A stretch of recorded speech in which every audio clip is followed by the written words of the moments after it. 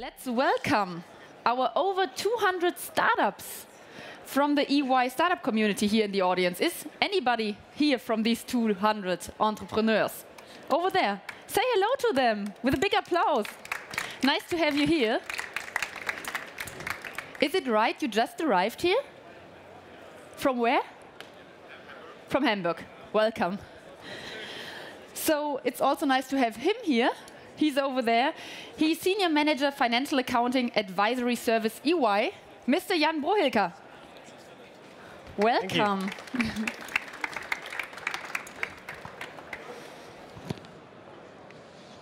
Okay, seems to be my stage now. Welcome from my side. I'm Jan, and I'm happy to moderate this panel today.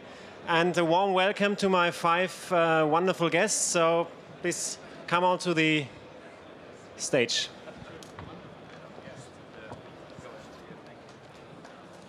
Hey, yeah, come on.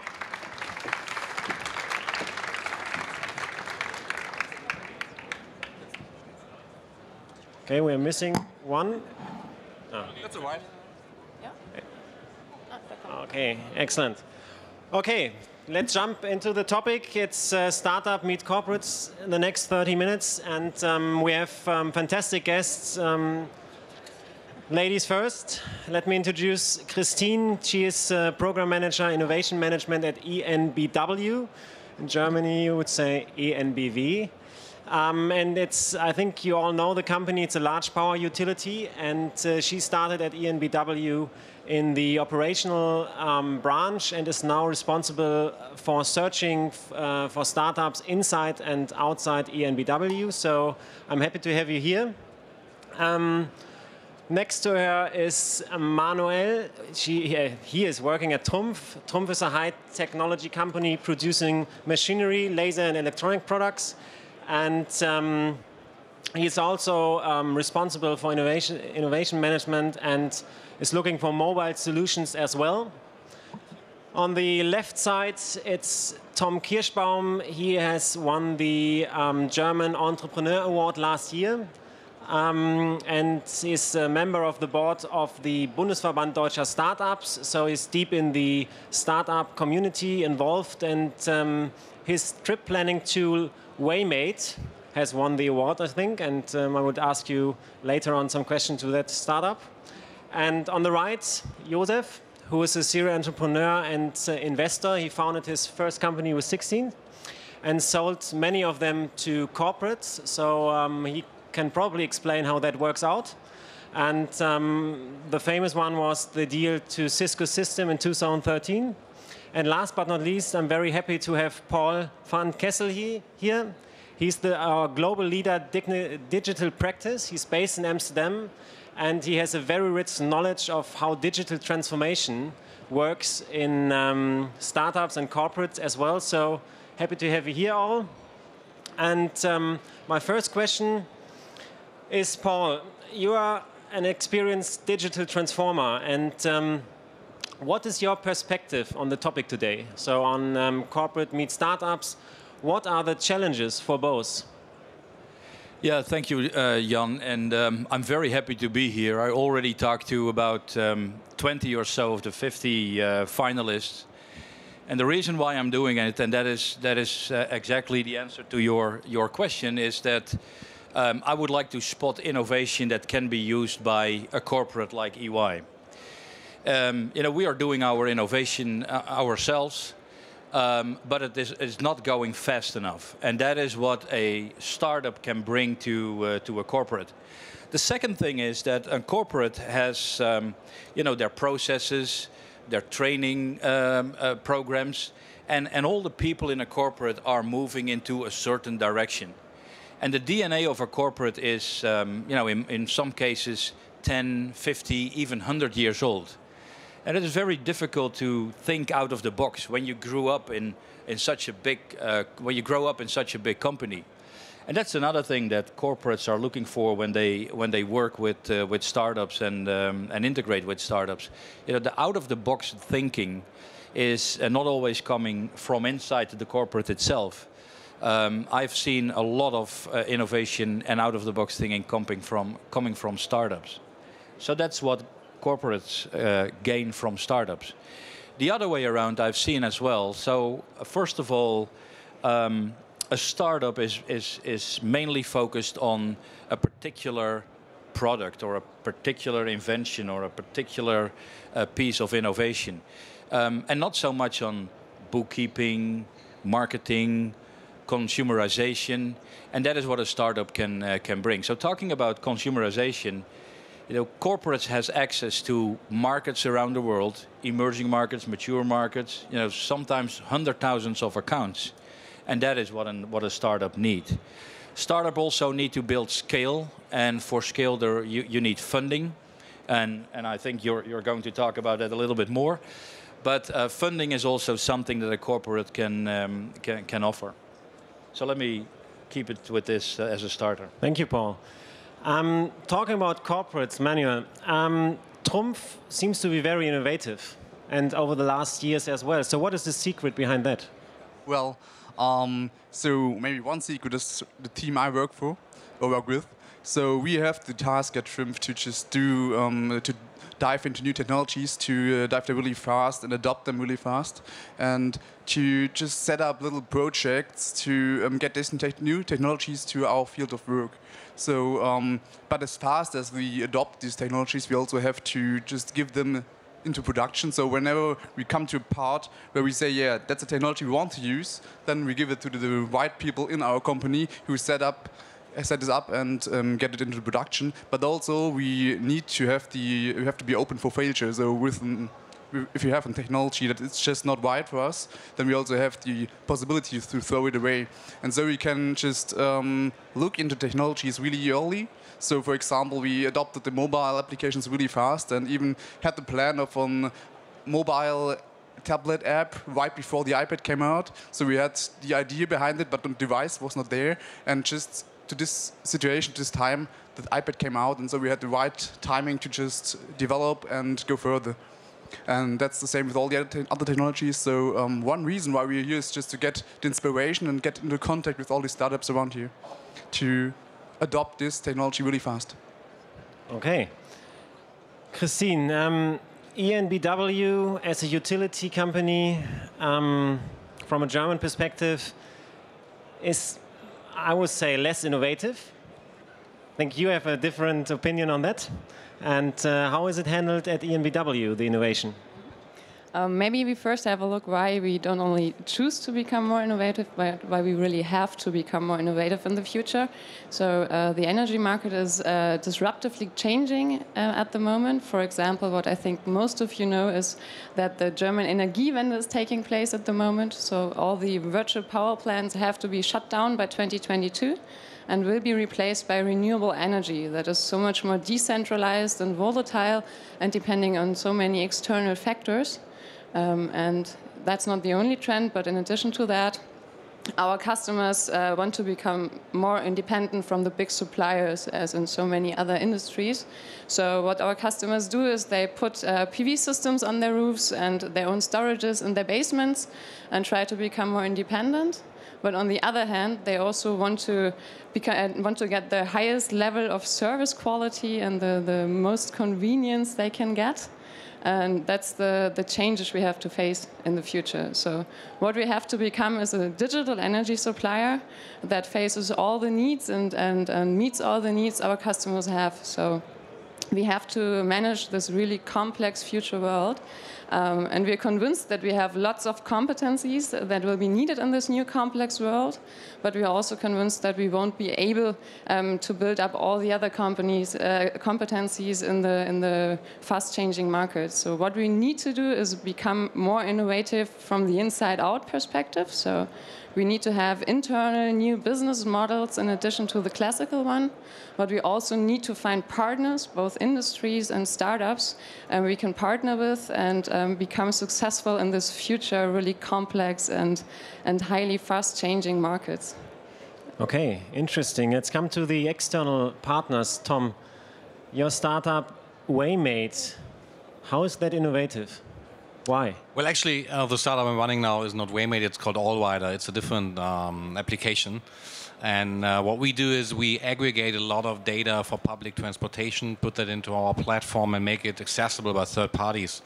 We call it the Internet of Urban Transport that we're building, which will allow in the future transportation to be dynamically and intelligently allocated, and not as a moment where it's all static. You know, you have static routes, static timetables, static prices. And if you look at the big cities in the world, let's say Manila or Mexico City, you already see that there is traffic going dynamically. You have minibuses that go from A to B depending on the traffic situation, choosing a route where the actual demand is, which interestingly is not happening in Berlin or in Munich and Hannover. All there it's happening static. So that is what we are doing. It serves our own application. The Allrider app is an application that helps you navigating through every city in Europe. And at the same time, we have that accessible to third parties from automotive, from navigation, from travel. So in fact, we are working with corporate companies in our business model in an essential way. Did you see that it's easier to establish innovation outside Germany? Yes. Yeah, absolutely. If someone wants to really learn about a market that is very difficult to enter, you can talk to German transport companies. I can recommend that. It's all built, on the federal structure that goes very deep over levels of hierarchy, and it's all put into legislation. So it's not the easiest market to disrupt, and that's why we are now focusing more on emerging market cities than cities in Europe. But still, innovation is possible. That has to be said too. Okay. Joseph, you've done a lot of companies so far. What is your perspective? If it's about innovation, is it difficult in Germany? Well, if you look at the way that I invest, then it's purely around innovation. So I always consider myself a business angel on steroids because I invest slightly more than other business angels. So my seed phase, I typically invest between 1 and 3 million. So pretty large for a seed round, but I'm entirely and to some extent exclusively focused on innovation, which means for me, two things basically. It needs to solve a global problem. So I don't want to solve something locally here for Germany or for another country.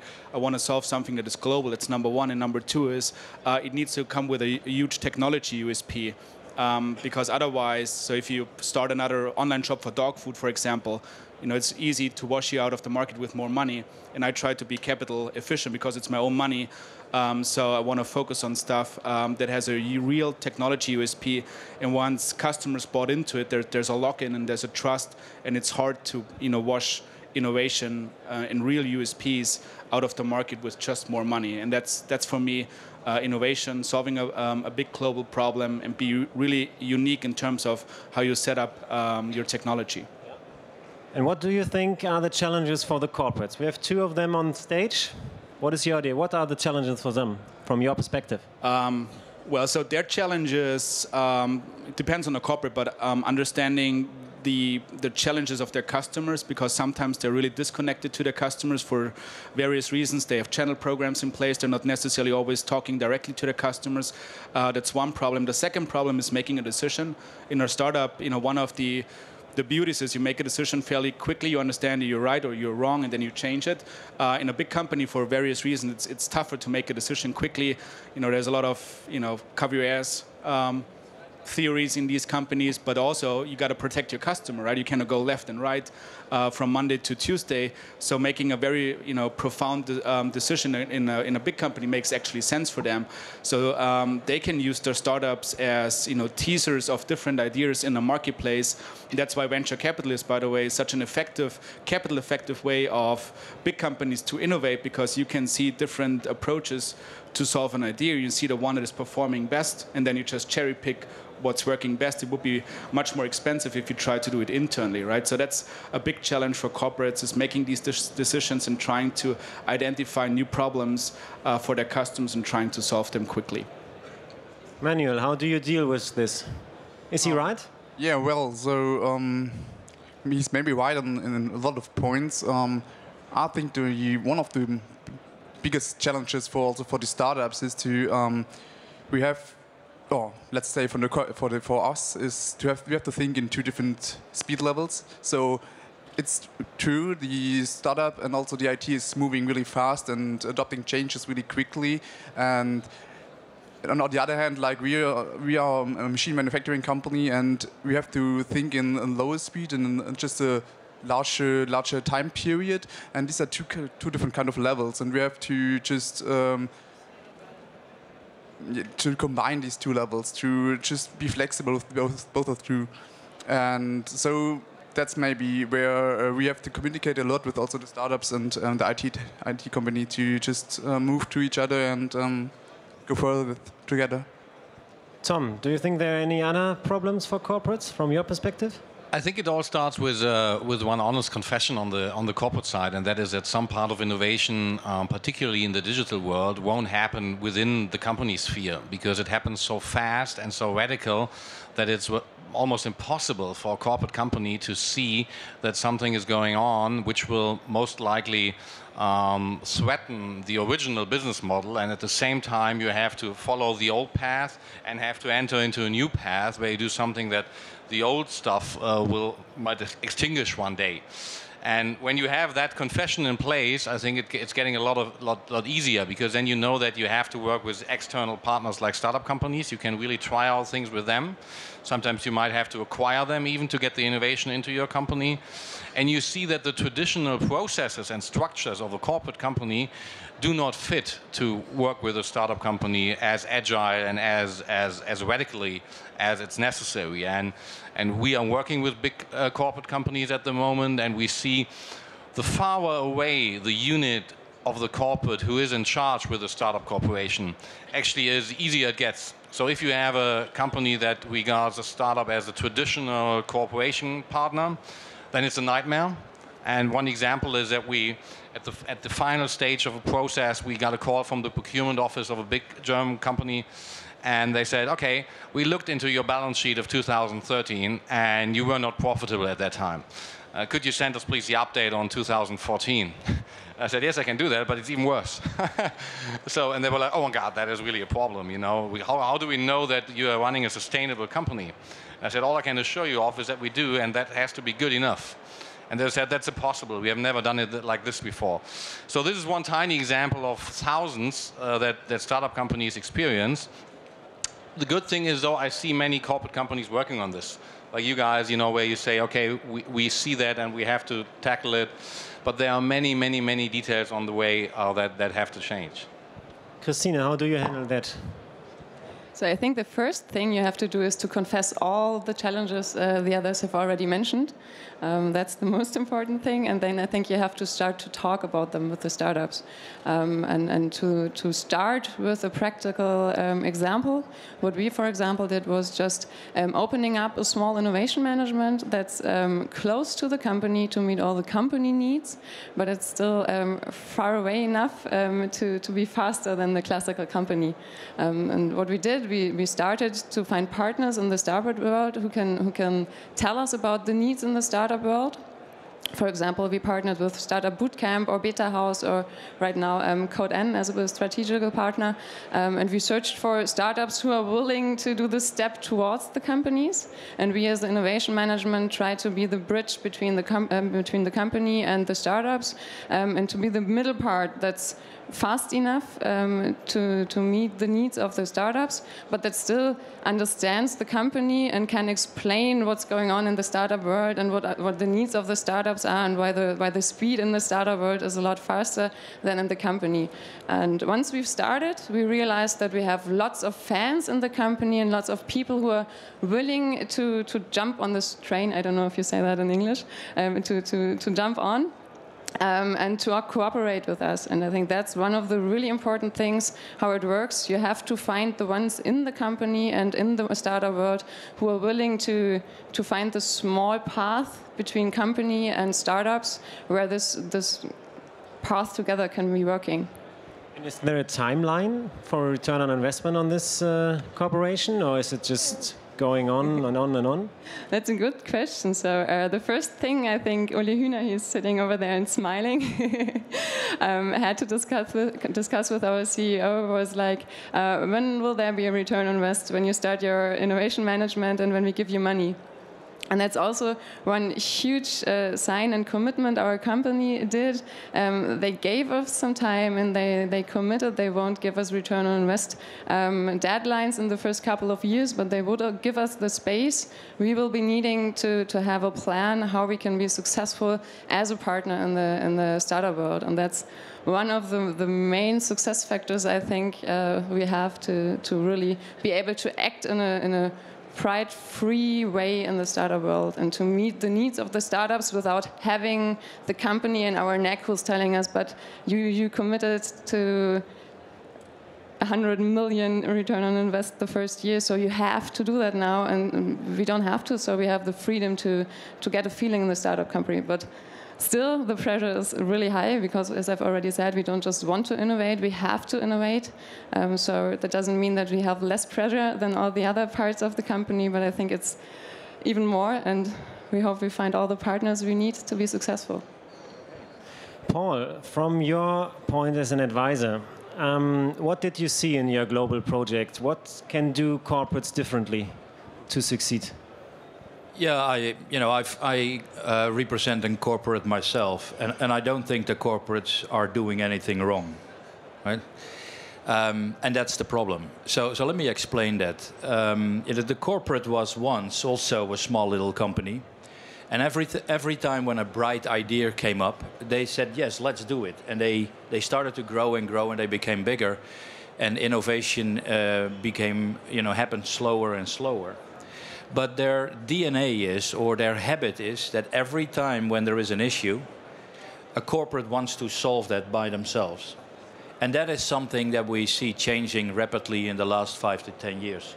You cannot solve everything yourself. It is about the ecosystem that you build. A corporate or a startup can only be successful when you are part of a network of parties, either startups, corporates, universities, professors, partners, alliances. So that is the one thing I would like to say. The other challenge is, and I repeat a little bit of what you said, is that what happened a lot is that when a corporate wants to work with a target, whether that is in an alliance construction or it's they acquire the target, then all of a sudden the corporate wants that startup to work along the lines of the corporate. So they want to dictate processes, they want to incorporate the startup in an existing business unit, and then you kill the innovation. So you need to work with a startup and respect their pace, their culture, their habits. You can better keep them on arm's length and work with them from that starting point than try to make them part of your bigger corporate. Okay. Thank you. Joseph, now I would like to know some war stories from your experience with corporates and selling your company to corporates. What is your experience day to day working with them or having worked with them? Well, I mean, Paul just said something that I can only echo. So, I mean, the challenge is you have a great idea and you see a great ramp up in terms of business, and at the end of the day, it's all about the business, right? And then you got to make sure as a corporate that whatever you do with this company, you're not putting too many process challenges on these innovative guys, because you will not only kill an innovation. I think that's one challenge. The biggest challenge I see is when you acquire a company, you're not acquiring technology alone, and you're not acquiring profits alone, you're acquiring talent, the people that build something. And the more process you put on top of these guys, the more likely it is that they leave again, right? And there's some corporates, as part of their M&A practices, they pay their guys differently now. You obviously have your CFO commit. Typically, you got to reach it within 2 years to justify the price. But the other metrics they're using now is how long can we keep the talent, because they're acquiring the talent or what the talent's built so expensively. So every year they keep these guys alive internally is a year of innovation for them, right? So I think that's a huge challenge. And then the other challenge, speaking from a corporate perspective, is how do you bring innovation to when you partner with startups, how do you bring innovation to your biggest asset, which is the customer? As a big corporate, your biggest asset is your brand, the trust related with your brand, and your customers. And you want to use the startups to bring innovation to your customers, and the startups want to use your brand and your access to these customers to sell innovation, and you got to find a really strong line of demarcation here of how much access do you give, how much risk do you take, versus the challenge associated with a cluster that might come up at your customer. So I think these are the two challenges the corporate face. Did you realize any difference working with overseas corporates or German corporates? A cultural difference or something? Yeah, so first of all, I always want to get acquired by a US company, right? Because the multiple is just healthier. And I was acquired 4 times. It was always a US-based company, which for a lot of reasons makes sense, right? And that also speaks for the risk they're going, right? I mean, they invest in these partnerships, right? Not only when they acquire you, they never will ask you about your EBITDA, right? I mean, they're not interested and they want to fool your growth. So that's a big challenge. What I think is really interesting in this new wave, where we have, as Germany has 1,200 market leaders in Germany alone. We have a huge industrial backbone, and we are now at a point where we are seriously risking our GDP if we are not digitalizing our business well enough and fast enough.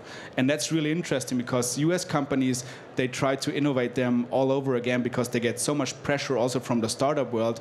But German companies, being much older and have a different way of acting with challenges and innovation, seem to be not as fast enough. And this time I think something is seriously at risk, right? Because the core of our GDP is at risk here with this whole Industry 4.0 discussion. Okay. Tom, is that something you realize from your work for the Bundesverband? If there's a difference between UK or US investors or corporates to Germans? Well, yeah, obviously it is, of course. If you look at the ecosystem that you see in the US, or we can look at Israel too, a small country which is very innovative, very radical. We do see that applies to the corporate companies, to the investors, and I have to confess, sometimes to the startups too. I think German startups are sometimes looking at the German market too long because it's 80 million people, it looks all very nice and comfortable, and you have many corporate companies that you can approach to, and then you miss out like the bigger picture. And when you're working from Israel, where there is no such thing as an interesting market, these companies go immediately to the US or to Russia or wherever. So that is one factor I think that plays an important role.